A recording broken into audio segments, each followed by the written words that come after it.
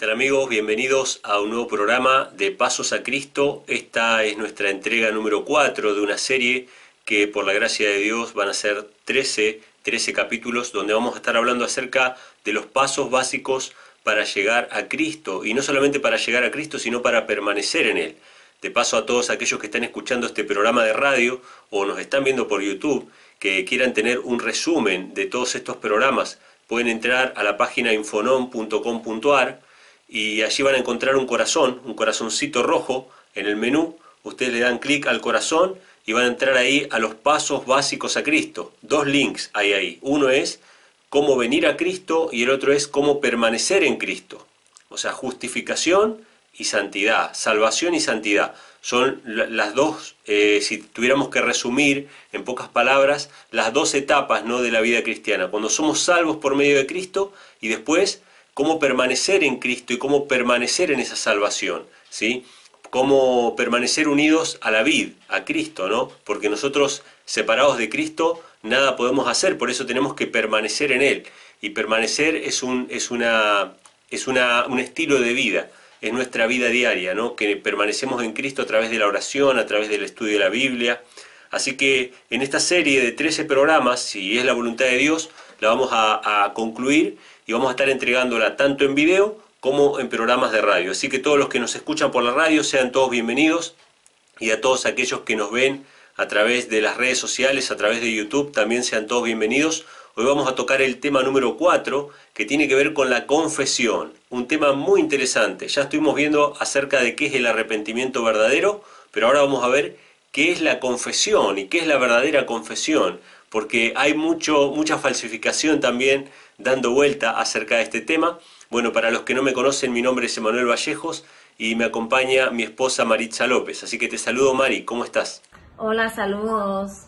Muy bien, vamos a hablar entonces acerca de la confesión y el texto base, que podríamos decir que con este texto bíblico no hacen falta más comentarios porque es un texto que sintetiza perfectamente todo el contenido del programa de hoy, así que se atesoran este texto en su corazón, por más que después no vean todo el video, por más que después no escuchen mis comentarios, se atesoran este texto en su corazón y lo meditan y lo profundizan y el Espíritu Santo lo hace carne en sus corazones. No necesitan más nada que este texto bíblico, que se encuentra en Proverbios capítulo 28, versículo 13. Dice lo siguiente: el que encubre sus transgresiones no prosperará, mas quien los confiese y las abandone alcanzará misericordia. Interesantísimo texto. Nos habla acerca de la confesión. Dice que el que confiesa sus pecados, el que no los encubre, sino que los confiesa ante Dios y se aparta del pecado, alcanzará misericordia. Fíjense que es un poco más complejo que simplemente mencionar los pecados así en general. Después vamos a hablar acerca de eso, ¿no? De cómo tenemos que ser específicos para con Dios. Pero evidentemente este pasaje es una síntesis y es muy abarcante, pero vamos a ver ahora algunas aristas y algunos detalles. El ser humano tiene por naturaleza la necesidad de confesar, de pasar por la palabra, no solamente las transgresiones, sino las angustias que vive, los sufrimientos que padece, las alegrías que tiene, incluso las alegrías, porque cuando nos pasa algo bueno, ¿qué necesitamos hacer? Necesitamos contárselo a alguien. Cuando nos pasa algo malo, ¿qué necesitamos? Necesitamos hablar con alguien, desahogarnos, ¿sí? Y esta necesidad del ser humano, que Dios ya creó una forma de que podamos canalizar esta necesidad, que es la oración y la confesión del pecado, obviamente, pero esta necesidad del ser humano ha sido explotada por el hombre para sujetar a otros hombres. Es decir, la religión falsa creó, por ejemplo, el confesionario.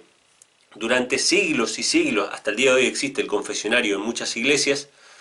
Un hombre se metía en una pequeña cabina que ocultaba de alguna manera su rostro, con el objetivo de que la persona pudiera proyectar a Dios en vez de a otro ser humano, y otro ser humano por fuera de ese confesionario se arrodillaba y confesaba sus pecados a otro ser humano mortal, a otro ser humano igual de pecador que él. Por lo tanto, ese ser humano se degradaba porque habían pecados que solamente le incumbían a Dios, ¿no? Sin embargo, este ser humano que confesaba sus pecados a otro ser humano terminaba en una degradación espiritual. Esa confesión no era satisfactoria para el alma. Por lo tanto, la persona volvía a pecar y volvía a confesar. El sacerdote le daba unas penitencias, unos rezos, algunas limosnas que pagar, hacer algunas obras para expiarse a sí mismo, la autojustificación, y después ese hombre iba a su vida normal a volver a pecar para volver a confesar. Total, el sacerdote siempre iba a estar para escuchar sus confesiones. Pero esta no es la confesión que a Dios le agrada. Dios quiere que nosotros vayamos a Él, al único que es capaz de perdonar nuestros pecados a través de Cristo su Hijo. Es decir, la confesión de nuestros pecados no deben ser hechas a los hombres mortales. Sin embargo, la Iglesia durante siglos ha abusado de esta cuestión, ha pervertido el tema de la confesión y ha hecho que los hombres estén sujetos a otros hombres a través de la confesión. Ustedes, para que se den una idea, reyes, gobernantes, han estado sujetos a la voluntad de la Iglesia gracias a que la Iglesia tenía todo un servicio de inteligencia basada en los confesionarios. Es decir, que los sacerdotes tenían secretos oscuros de los propios gobernantes con los cuales podían chantajearlos posteriormente y hacerlos gobernar a su propio antojo. Por eso la Iglesia ejerció tanto poder sobre los reyes durante toda la Edad Media, porque tenían el poder del conocimiento de sus más oscuros pecados y pensamientos, porque la confesión era una obligación. Sin embargo, estos reyes tendrían que haber confesado sus pecados a Dios que ve en lo secreto, que después iba a recompensar en público. Pero no solamente en la época de la Edad Media reinó este abuso, sino que hoy día, en la época de la Ilustración o posterior a la Ilustración, donde supuestamente las ciencias y todo ha avanzado, el hombre sigue teniendo la misma necesidad. Y como el hombre sigue sin buscar a Dios, sigue sin ir a la verdadera fuente que le puede dar paz, que es Dios a través de Cristo, para confesar sus pecados, el hombre tiene que pagar años y años de terapia para ir a hablar las cosas que le pasa internamente delante de otro ser humano mortal que no puede solucionar sus problemas y que no puede solucionar ni arreglar las cosas que les pasan internamente, porque es Dios el único capaz de solucionar las cosas que nos pasan internamente, el único que puede hacer una sanación real. Por eso las terapias duran años y años y años, ¿sí? Entonces, Dios estableció la confesión de los pecados, pero eso no significa de que no tengamos que confesar pecados a otras personas si hemos pecado contra otras personas. Por ejemplo, los pecados que tenemos nosotros se los tenemos que confesar a Dios y apartarnos de ellos, como dice el proverbio, pero si hemos pecado contra otra persona y hemos ofendido a otra persona, tenemos el deber de ir y pedir perdón a esa persona que hemos ofendido. En Santiago, capítulo 5, versículo 16, dice así: confesad pues vuestros pecados los unos a los otros y orad los unos por los otros para que seáis sanados.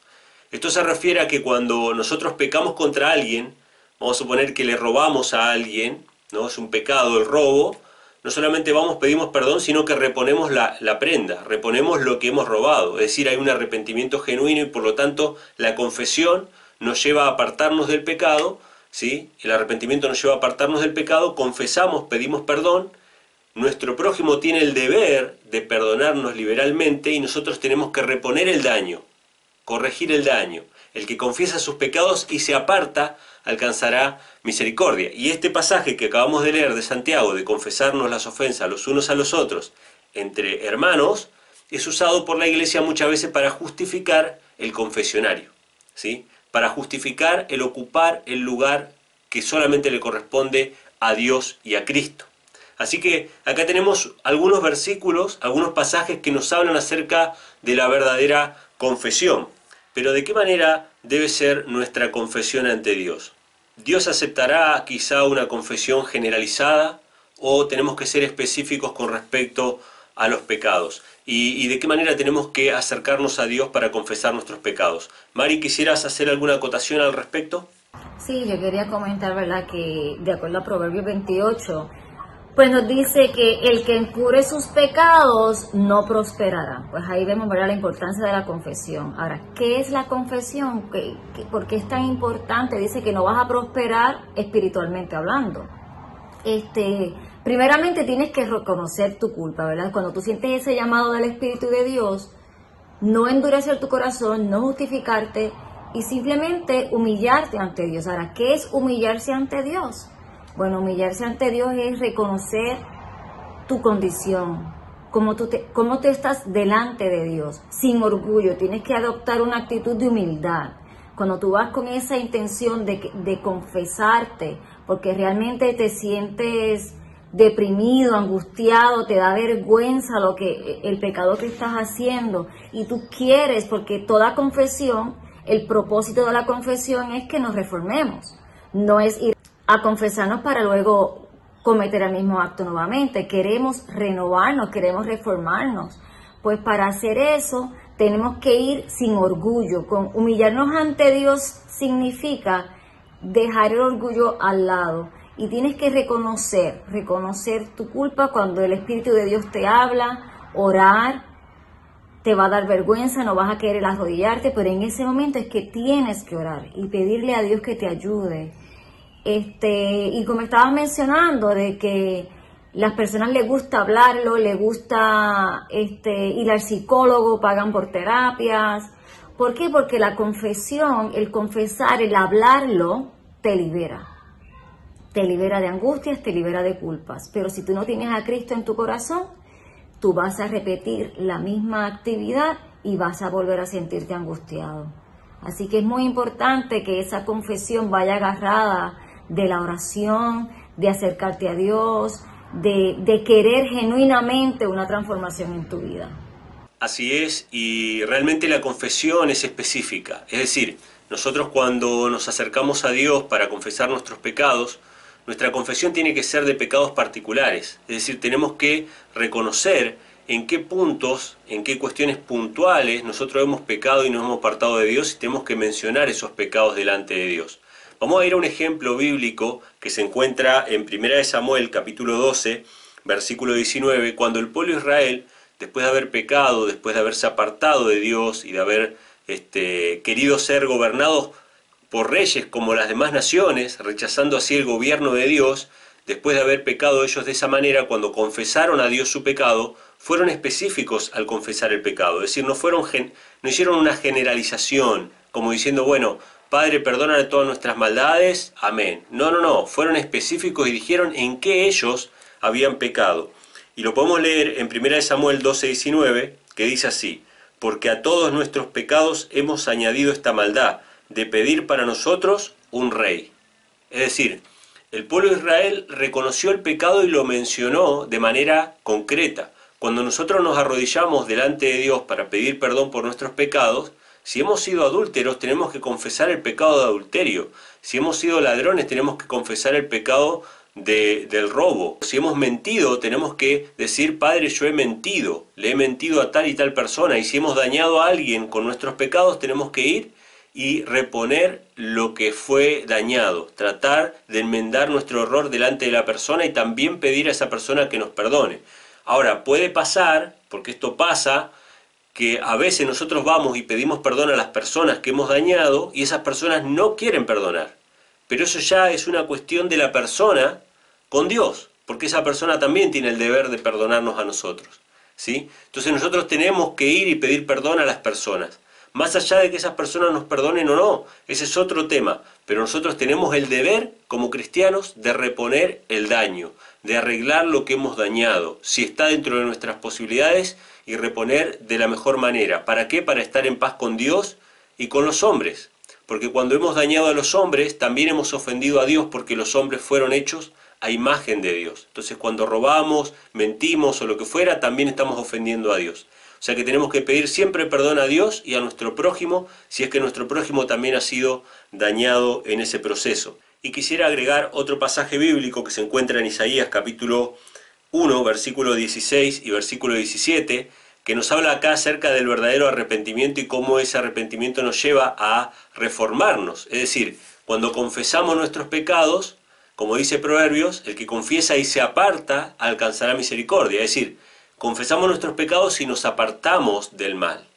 Hay gente que ha sufrido durante mucho tiempo por causa del vicio y sabe que el vicio le ofende a Dios.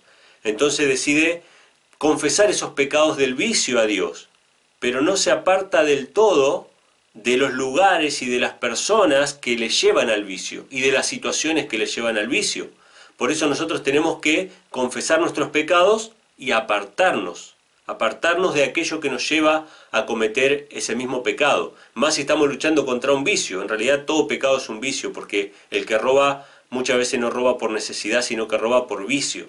El que miente no miente por necesidad, sino que miente por vicio. O sea, uno se pone a pensar y dice, pero ¿por qué me mintió esta persona? ¿Qué ventaja tenía? No tenía ninguna ventaja, es simplemente el deseo de mentir. Porque todo pecado es un vicio, el adulterio es un vicio, la glotonería, etcétera, las adicciones, todo el pecado, todo lo que constituye pecado, se transforma en un vicio arraigado, porque el pecado en sí mismo es un vicio.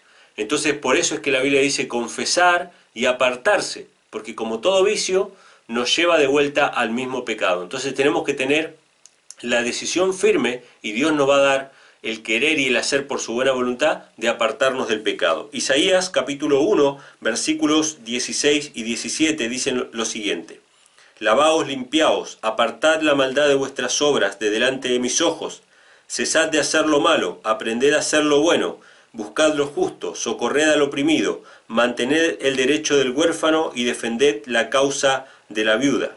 Bueno, estos pasajes nos hablan acerca de no solamente dejar de hacer lo malo, sino también comenzar a hacer el bien que sabemos que tenemos que hacer y no lo hacemos. Porque la Biblia, aparte de definir el pecado como transgresión de la ley, en 1 Juan capítulo 3 versículo 4, que dice el pecado es transgresión de la ley, también en el libro de Santiago nos dice que el que sabe hacer lo bueno y no lo hace, le es pecado. O sea que el pecado no es solamente hacer lo malo, sino también es no hacer lo bueno que sabemos que tenemos que hacer.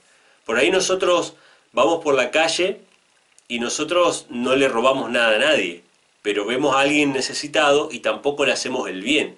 Entonces el pecado no solamente es hacer algo malo, sino también es no hacer algo bueno, que sabemos que tenemos que hacer, que tenemos una responsabilidad para con nuestros semejantes.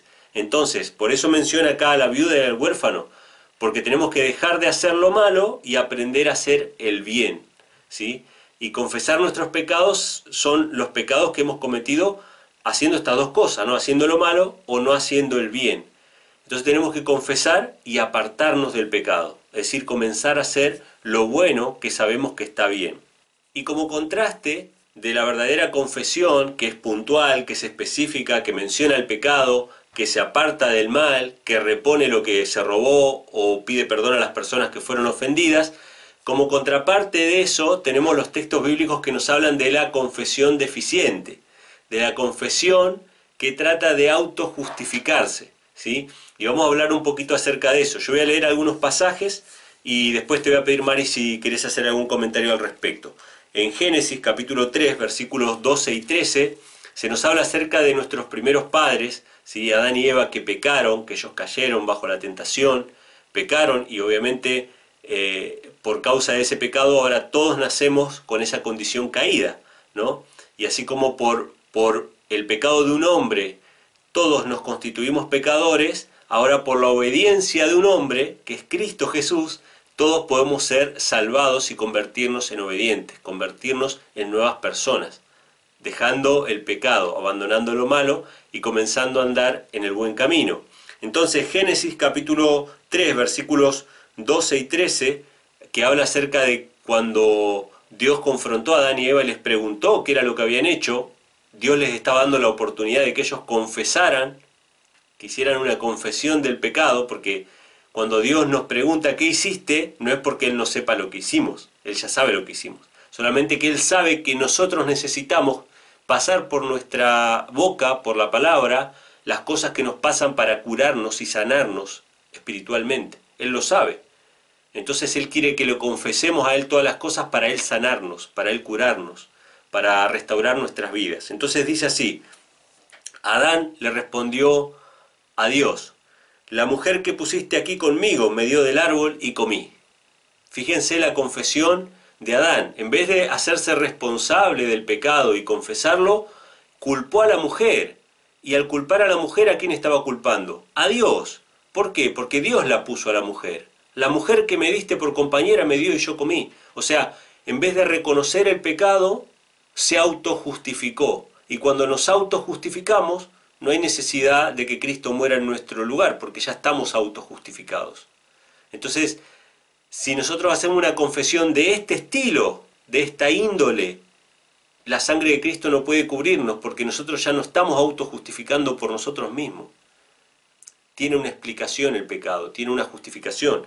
¿Qué pasó cuando Dios le preguntó a la mujer qué había hecho? La mujer respondió, la serpiente me engañó y yo comí. Nuevamente, la mujer dice, la serpiente me engañó. ¿Y quién creó a la serpiente? Dios creó a la serpiente, por lo tanto Dios es el culpable. Cuando nosotros no reconocemos nuestra culpa, cuando nosotros no reconocemos nuestro pecado, en definitiva estamos culpando a Dios de lo malo que nosotros somos. Por eso es que el ateísmo, cuando niega a Dios, culpa a Dios de la maldad que pasa en el mundo. Dice, ¿dónde está Dios? Si Dios existiera no habría tanta maldad. Y ellos no se hacen responsables de la maldad que ellos mismos ejercen y de la indiferencia que ellos tienen para las personas que sufren, ¿sí? Esto es muy interesante, porque los mismos que reclaman de que hay maldad, ellos se autoproclaman malos. Entonces, ¿por qué quejarte de la maldad si vos sos malo? Ahora, si vos reconocieras que sos bueno, vos tendrías que hacer bondad y curar al que está enfermo y ayudar al que está necesitado en vez de culpar a Dios. Entonces, es una hipocresía muy grande de parte del ateísmo al no reconocer primero la maldad, porque no tienen un concepto claro de maldad, y después de culpar a Dios de las cosas malas que pasan en la tierra.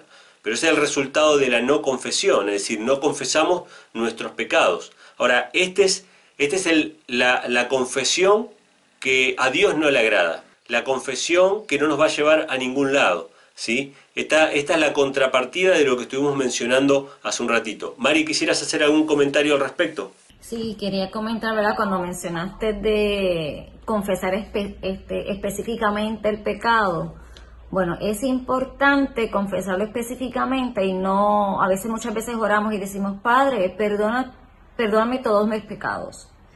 Pero es importante que mencionemos específicamente qué pecado queremos el perdón, porque debemos mencionarlo para reflexionar. Porque si no lo reconocemos, no vamos a poder trabajar en eso y pedirle a Dios específicamente que nos cambie. Si yo voy y me arrodillo, Padre, perdóname por todos mis pecados, y yo no menciono específicamente, no voy a meditar en mi pecado. No va a haber una reforma. Lo estoy pasando como que un pecado no es nada y un pecado es mucho. El pecado fue lo que nos llevó a donde estamos ahora, ¿no? Así que sí es importante confesar ese pecado, sí es importante esa confesión, porque la confesión debe estar dirigida a esa reforma. Entonces, cuando mencionaste lo de no ayudar al prójimo, pues ahí tenemos también el pecado que no es tan público muchas veces, que es el egoísmo, la envidia, esos pecados que se manifiestan en acciones mayormente, ¿no? Y debemos pedirle a Dios que Jesús ilumine nuestras vidas y nosotros veamos en qué momento fuimos egoístas, en qué momento nos dio envidia a una persona y no la quisimos ayudar. Así que es importante la confesión del pecado, es importante la reforma, y como mencionaste, aun cuando Adán y Eva, cuando Dios les dice qué pasó, qué hicieron, es porque es necesario que tú lo digas. Muchas veces hacemos algo y no queremos pensar sobre el asunto. Sí, debemos pensar sobre el asunto porque te da vergüenza. Debe haber esa actitud de humildad y reconocer que lo hiciste mal. Entonces tenemos también pecado que yo puedo haber pecado privadamente, hacia mi persona. Yo me siento mal, pues yo se lo confieso a Dios. Yo no tengo por qué ir públicamente a decir lo que a mí me sucede. Yo puedo hacerlo privadamente con Dios. No tengo que ir a decírselo a nadie, ni tengo que ir al frente de la congregación a decirlo. Es un pecado mío, es personal, es privado. Y tengo esa opción. Ahora, si yo ofendí a un hermano, mi deber es ir donde ese hermano, porque lo daño a él y daño a los que están alrededor de él. Y si el pecado es público, pues debo ir públicamente también y pedirle perdón públicamente. La confesión pues te libera, te da gozo, y cuando tú estás gozoso, tú ayudas al hermano, tú das amor. Ahora, si tú estás angustiado, tú no puedes dar gozo. Tú vas a dar tristeza, tú vas a dar angustia, tú vas a dar crítica. Así que la confesión te lleva a un proceso de cambio en tu vida, es una reforma. Al tú estar liberado y tienes a Cristo en tu corazón, tú vas a amar y tú vas a ayudar al prójimo. Así que todo, ¿verdad? Como hablamos en el segundo capítulo, que era el arrepentimiento. Ahora estamos en la confesión. En la confesión, ¿cuán importante es? Bueno, lo importante es que te libera y debe ser con la intención de una reforma, no de justificarnos. Debe ser de una reforma como hizo Adán y Eva, que al principio se justificaron y lógicamente muchas veces también nosotros nos justificamos de un principio, pero cuando lo confesamos, cuando hablamos con Dios, vamos cambiando esa actitud. Al principio le echas la culpa a las circunstancias y luego, poco a poco, mientras tú vas analizando lo que hiciste y lo vas confesando y hablas con Dios, tu actitud cambia. Cristo te ayuda a cambiar, a que te humilles, a que quites ese orgullo y puedas hacer una reforma real, una reforma permanente en tu vida. Así es, y tenemos otro ejemplo en la Biblia acerca de una verdadera confesión que se encuentra en Hechos capítulo 26 versículos 10 y 11, donde el apóstol Pablo cuenta lo que él hacía en su antigua vida. Es decir, él no tiene ningún reparo en decir que él participaba en el crimen, en el homicidio de los cristianos. Es decir, él era un perseguidor. Él se gozaba en ver sufrir y morir a los cristianos. Y él no tiene ningún reparo en contarlo. Él no trata de aminorar la carga del pecado, sino que él confiesa justamente que él, de entre todos los hombres, él es el mayor pecador y el que más necesitaba a Cristo. O sea que vemos que en la Biblia no es vergonzante o no es degradante o humillante confesar los pecados, todo lo contrario. Es decir, necesitamos reconocer para que Dios nos limpie, para que Dios nos libre. O sea, no es nuestra justicia, no es nuestra propia sabiduría o nuestra propia integridad lo que nos recomienda delante de Dios. Lo que nos recomienda delante de Dios es la muerte de Cristo. Por lo tanto, al reconocernos nosotros como pecadores, estamos habilitados para recibir de parte de Cristo la salvación, para recibir la muerte de Cristo en nuestro lugar. Si nosotros confiamos en nuestras propias obras, entonces son nuestras propias obras las que van a tener que permanecer delante de un Dios santo, lo que va a hacer que muramos así inmediatamente. Pero si es la vida de Cristo lo que nos recomienda delante de Dios, su vida y su muerte, entonces nosotros vamos a permanecer delante de Dios, vamos a ser salvos. Entonces el apóstol Pablo dice: lo cual también hice en Jerusalén, encerrando yo mismo en la cárcel a muchos de los santos, habiendo recibido autorización de parte de los jefes de los sacerdotes, y cuando se les daba muerte, yo echaba mi voto contra ellos, y castigándolos muchas veces por todas las sinagogas, les hacía fuerza para que blasfemasen, y estando sobremanera enfurecido contra ellos, iba en persecución de ellos hasta las ciudades extranjeras. O sea, él cuenta todo lo que él había hecho. ¿Por qué? Porque él mismo declara en 1 de Timoteo, capítulo 1, versículo 15, Cristo Jesús vino al mundo para salvar a los pecadores, de los cuales yo soy el primero. Es decir, confesar nuestros pecados delante de Dios, con detalle, específicamente, no generalizando, confesando nuestros pecados y apartándonos, nosotros garantizamos de que la sangre de Cristo nos cubre y nos limpia de todo el pecado, nos limpia de la maldad y nos da una vida nueva, una nueva razón de ser, un nuevo propósito y un nuevo corazón en nuestras vidas. Y lo más importante, lo más interesante es que tenemos que recordar que Dios es un Padre amante, que Dios es un Dios amoroso, que Dios no es un juez que está esperando que confesemos los pecados para hacernos pagar ahora, ¿no?, con todo el peso de la ley, sino que justamente Él es fiel y justo para perdonarnos todos nuestros pecados y limpiarnos de toda maldad. Esto lo dice 1 de Juan, capítulo 1, versículo 9, dice: si confesamos nuestros pecados, Él es fiel y justo para perdonarnos nuestros pecados y limpiarnos de toda maldad. Así que, hermanos, amigos, si todavía estás cargando el peso, ¿no?, si todavía estás llevando la mochila de tus pecados, de tus angustias, de los sufrimientos que otras personas quizá te causaron a ti, quizá no son tus propios pecados, pero son cosas que otras personas te hicieron y eso todavía te causa angustia y todavía te causa tristeza y lo estás llevando como una mochila, vos podés ir a Cristo ahora y llevar y ponérselo todo delante de Él. Y Él puede no solamente perdonarte tus pecados, sino limpiarte también de toda maldad, darte una nueva vida, un nuevo corazón. Acerquémonos confiadamente al trono de la gracia, porque Dios nos ama. Dios no está esperando para destruirnos. Dios quiere darnos vida. Él quiere que nos acerquemos y que confiemos en Él como un Padre amoroso.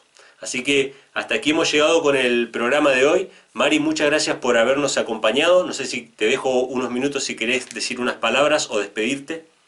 Sí, yo quería dejar una pregunta de reflexión, ¿verdad? Dice, ¿debemos esperar hasta que estemos llenos de remordimiento para acercarnos y pedir perdón? No, Cristo te acepta en cualquier momento. Tan pronto escuches ese llamado de Dios, deberías ir a acercarte a Él para que tengas gozo en tu vida. Que Dios los bendiga, que esperamos, ¿verdad?, que estos programas sean de beneficio para todos ustedes y esperamos que nos acompañen en nuestra próxima intervención. Gracias. Bien, muchas gracias Maritza por acompañarnos en este programa. Recuerden, este es el cuarto programa de nuestra serie Pasos a Cristo. Vamos a grabar 13, si Dios lo quiere así, si Dios lo permite, pero ustedes pueden acceder a nuestra página infonom.com.ar, dan clic ahí al corazoncito, ¿sí?, que se llama Pasos Básicos a Cristo. Cuando dan clic ahí van a encontrar cómo venir a Cristo, cómo permanecer en Cristo, ¿sí? Y bueno, los que nos están escuchando por la radio saben que todos estos programas que ustedes están escuchando ahora los pueden ver en YouTube, en nuestro canal Infonom. Y si quieren recibir un apunte de este programa de hoy, o sea, de cada uno de los programas, este es el cuarto, van a ser 13. Si quieren recibir un apunte, un texto escrito sobre estos temas que estamos tocando en este mismo orden, con los mismos títulos, lo pueden pedir al siguiente número de WhatsApp.